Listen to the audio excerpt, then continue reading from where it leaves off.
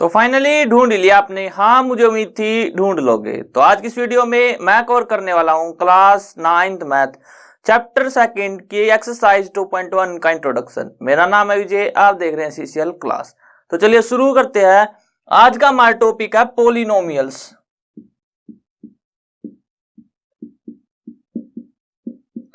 तो आपको पता होगा पोलिनोमियल्स क्या होता है। अगर आपने पोलिनोमियल्स नहीं पढ़ा तो अर्लियर क्लासेस में आपने एक्सप्रेशंस तो जरूर पढ़े होंगे। एक्सप्रेशंस तो पढ़े होंगे। क्या होते हैं हमारे पास एक्सप्रेशंस?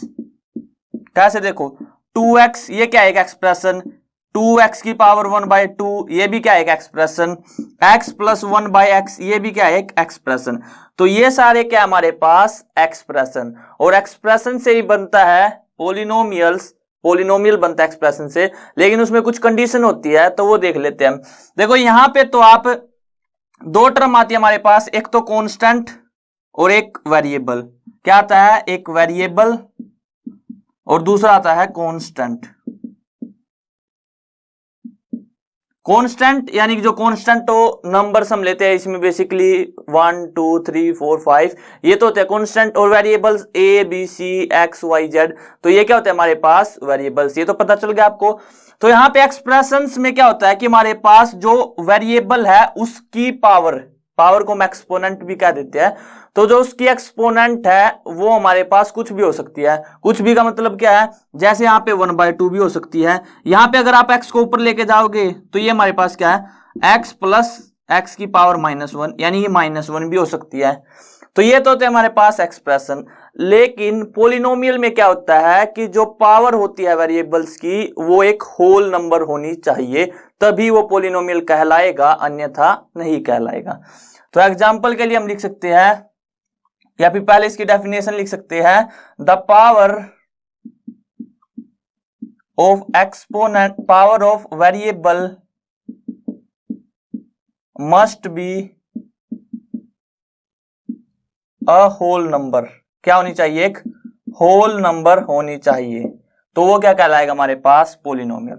अब कुछ एग्जांपल देख लेते हैं हम पोलिनोमियल्स के। जैसे हम लिख सकते हैं 2x²। यहां पे वेरिएबल क्या है हमारे पास x, और x की क्या है जो पावर है वो एक होल नंबर है। इसी तरह से हम लिख सकते हैं 5x की पावर 3 या फिर x की क्यूब। यहां पे लिख सकते हैं 2x। तो ये सारे हमारे पास क्या आ गए? पोलिनोमियल। अब आती है हमारे पास क्या आता है कोफिशिएंट। तो यहां पे देखो कोफिशिएंट क्या होता है, जो वेरिएबल के आगे जो कांस्टेंट लगा हुआ है उसको कहते हैं कोफिशिएंट। तो यहां पे अगर आपसे पूछ लिया जाए पहले में कि x² का कोफिशिएंट क्या है, कोफिशिएंट x² का 2, तो यहां पे हम लिख रहे हैं कोफिशिएंट। तो x² का कोफिशिएंट क्या आ गया? 2। इसी तरह से यहां पे x की क्यूब का कोफिशिएंट क्या हमारे पास? 5। इसी तरह से यहां पे x का कोफिशिएंट क्या है? 2।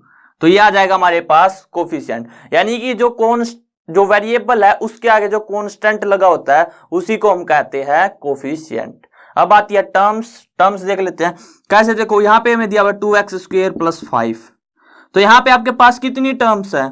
एक तो टर्म ये है हमारे पास, एक टर्म ये है, तो यानी कि टोटल यहां पे 2 टर्म्स है हमारे पास।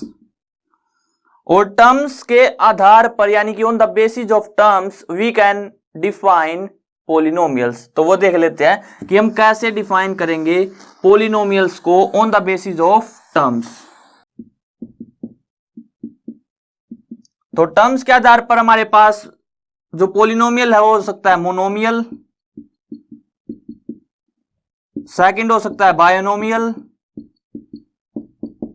और थर्ड हो सकता है ट्रायनोमियल। इसी तरह से चलता रहता है, आप बस ट्रायनोमियल तक देख लो। मोनोमियल जिसमें केवल एक टर्म हो, only one term exist. Binomial जिसमें ओनली 2 टर्म्स एग्जिस्ट, और ट्रायनोमियल जिसमें 3 टर्म क्या करेंगी? एग्जिस्ट करेंगी। कैसे देखो, मोनोमियल जैसे हम लिख सकते हैं 2x 5x 2 क्या एक कांस्टेंट पोलिनोमियल है हमारे पास, और वेरिएबल तो आपको पता ही चल गया। यहां पे हम देखो x की पावर क्या लिख सकते हैं, अगर आप 2 के बाद गुणा कर दो x की पावर 0 से तो क्या आ जाएगा हमारे पास? ये 2 ही तो आ जाएगा, यानी कि ये क्या हमारे पास एक कांस्टेंट पोलिनोमियल। तो ये पता चल गया।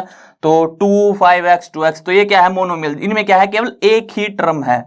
अब जिसमें दो टर्म है जैसे 2x plus 5, 3x square plus 2, इस तरह से, यानी जिसमें दो टर्म हो हमारे पास। और ट्राइनोमियल जिसमें तीन टर्म हो, जैसे 2x square plus 2x plus 2, एक टर्म ये, एक टर्म ये और एक टर्म ये, तो ये क्या आ जाएगा ट्राइनोमियल।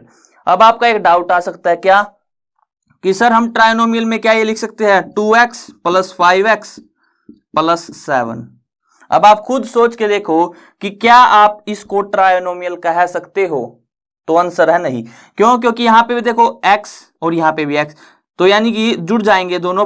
2x प्लस 5x क्या होता है 7x, तो 7x प्लस 7, यानी कि ये बेसिकली हमारे पास एक बायोनोमियल दिया हुआ है, तो इसलिए हम इसको ट्राइनोमियल नहीं कह सकते। तो ये आ गया। अब आता है हमारे पास next topic, on the basis of power.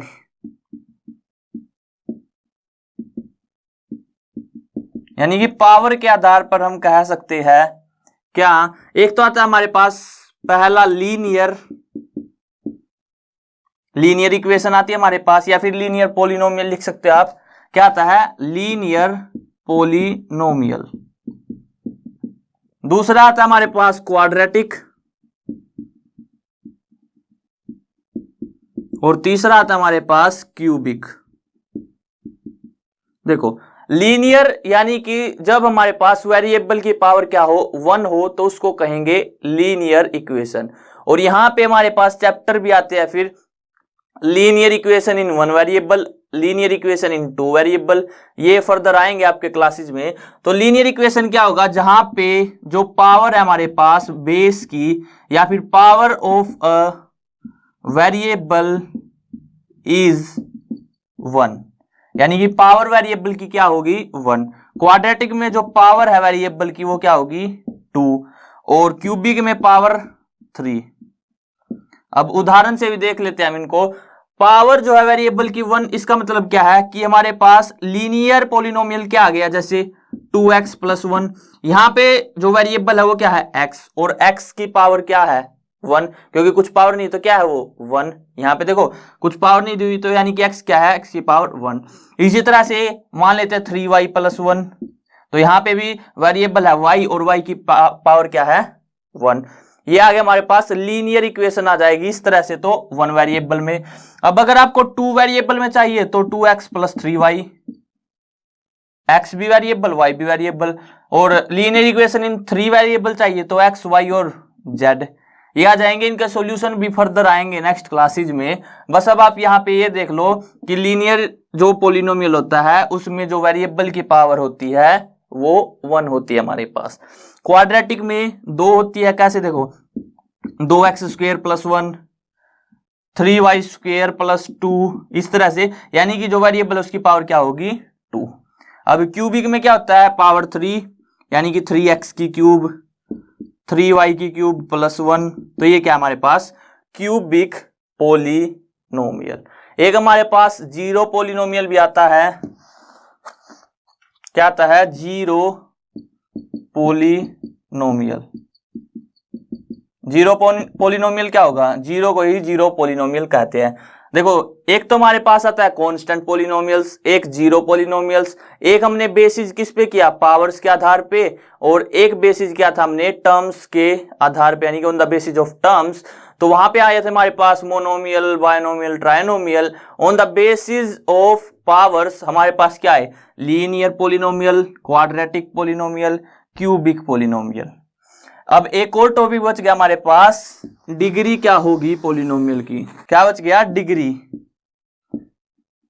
तो जीरो पहले देख लेते हैं। देखो जीरो पोलिनोमियल की डिग्री क्या होगी, इसको हम डिफाइन नहीं कर सकते, नॉट डिफाइंड। आप खुद देख सकते हो जीरो के यहां पे आप x की पावर 0 रख लो तो भी 0 रहेगा, अगर 0 गुना x की पावर 1000 रख लो तो भी 0 रहेगा, 0 गुना x की पावर 1 लाख रख लो तो भी क्या रहेगा 0, क्योंकि 0 की गुना जिससे भी करेंगे वो क्या हो जाएगा 0। तो यहाँ पे डिग्री जीरो पोलिनोमियल के लिए क्या आ गई नॉट डिफाइंड। और वैसे डिग्री होती क्या है हाईएस्ट पावर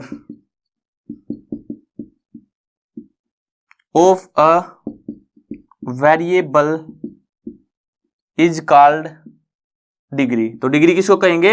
हाईएस्ट पावर है किसी वेरिएबल की। कैसे? देखो, जैसे हमारे पास दिया हुआ है 2x की क्यूब प्लस 5x प्लस 3, यहां पे वेरिएबल क्या है? x है, और इसकी हाईएस्ट पावर क्या है? 3। तो ये 3 डिग्री का क्या हमारे पास? एक पोलिनोमियल। इसी तरह से जैसे 2x स्क्वायर प्लस 2, यहां पे हाईएस्ट पावर क्या? वेरिएबल की पावर क्या दी हुई? हाईएस्ट 2। अब यहां पे हम ऐड कर देते अगर 5x की पावर 3, तो यहां पे अभी इसकी डिग्री क्या हो जाती? 3। तो डिग्री कितनी हो जाती है इसकी? 3। तो इस तरह से हम डिग्री निकाल सकते हैं।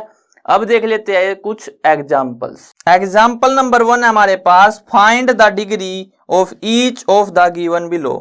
तो पहला भाग दिया हुआ है x की पावर 5 माइनस x की पावर 4 प्लस 3, और दूसरा भाग दिया हुआ हमें 2 minus y square minus y की क्यूब प्लस 2y की पावर 8। अब हमें डिग्री बतानी है इसकी। तो देखो, यहां पे हाईएस्ट पावर क्या है वेरिएबल की? 5। तो इसकी डिग्री कितनी आ गई? 5। और यहां पे कितनी है? देखो, y की पावर यहां पे है 8, तो ग्रेटेस्ट कितनी है? 8। तो इस तरह से हम इनकी डिग्री बता सकते हैं।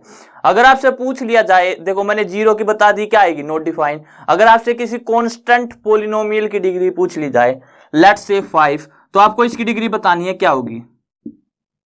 आप खुद सोच के देखो क्या हो सकती है। डिग्री क्या होती है कि जो कौन वेरिएबल है उसकी पावर होती है हमारे पास समथिंग।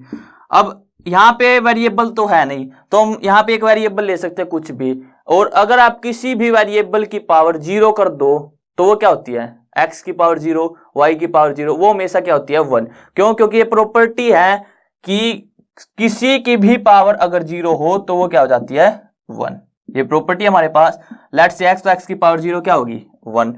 तो यहां पे आप x की पावर 0 रख सकते हो, तो तब कांस्टेंट जो पोलिनोमियल है उसकी डिग्री कितनी आ जाएगी? 0। तो यहां से हमारे पास कांस्टेंट पोलिनोमियल की डिग्री आ गई 0, और 0 पोलिनोमियल की डिग्री आ गई नॉट डिफाइंड। पसंद आए तो वीडियो को लाइक करना, और अगर चैनल पे नए हो तो चैनल को सब्सक्राइब कर लेना।